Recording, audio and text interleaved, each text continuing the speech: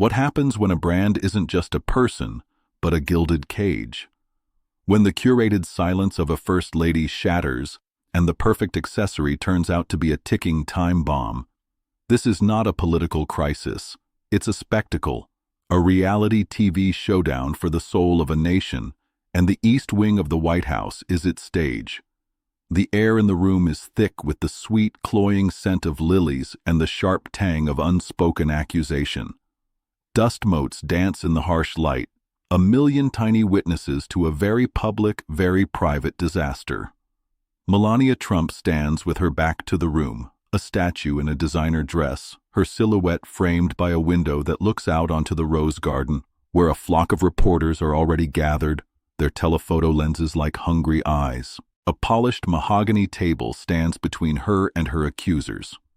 On one side, Michelle Obama, a picture of effortless grace, her hands folded calmly in her lap. On the other, Ivanka Trump, her composure fraying at the edges, her carefully curated power suit suddenly looking a size too small. Aides and assistants are pressed against the walls, their body language a silent, collective plea for a less dramatic outcome. The silence is a living thing, a predator in the room. It has been 3 days since the allegations broke. 3 days of Melania's digital ghosting, her conspicuous absence from every official photo op, every social media post. She has become a symbol of something far more unsettling than political scandal, a mystery.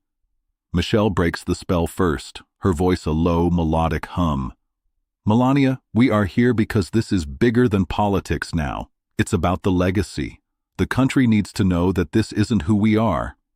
Without turning, Melania delivers her first line, her voice a whisper that somehow fills the entire room. Who you are, or who you want me to be. Another footnote, another victim, another tragic wife standing by her man for the cameras.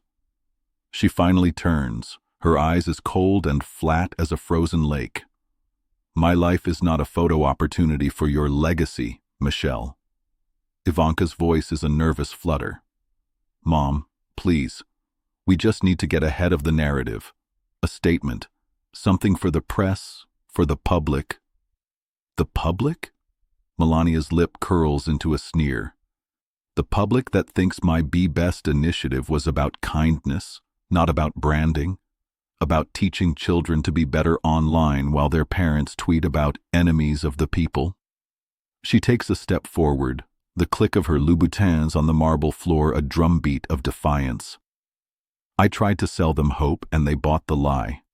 You think I'm going to give them a confession, too? A gasp ripples through the aides.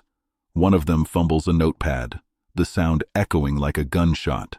The public, they know, is already watching, whereas Melania is trending on X.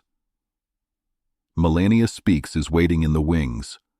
Melania gestures towards Ivanka with a flick of her hand.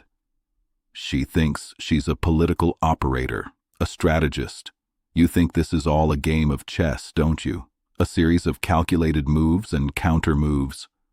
Her voice, once a whisper, is now a hiss. It's not chess, Ivanka.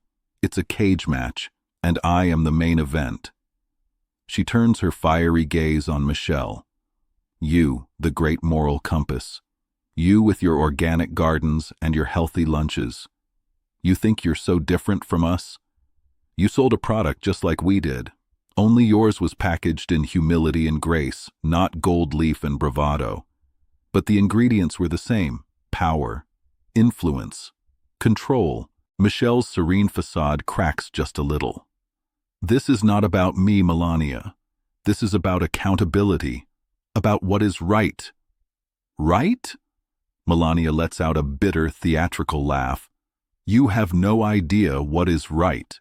You think this is the first time? The first accusation? The first betrayal?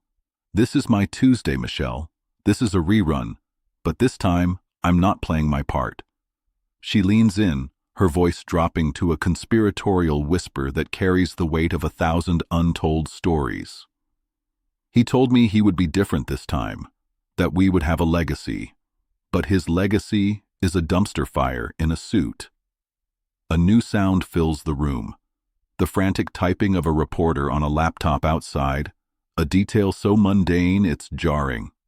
The public is not just watching, they are reacting in real time. Hashtags are being created, memes are being spawned.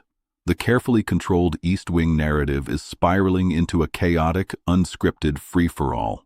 Melania finally stands at the table, her hands flat on the polished surface, her knuckles white. She looks at Michelle, at Ivanka, at the terrified faces of the aides. She is not just defying them, she is unmaking them, unmaking the very illusion of political decorum they all operate under.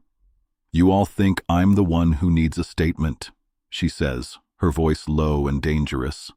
"But the truth is, the truth doesn't need bodyguards. It needs a press release.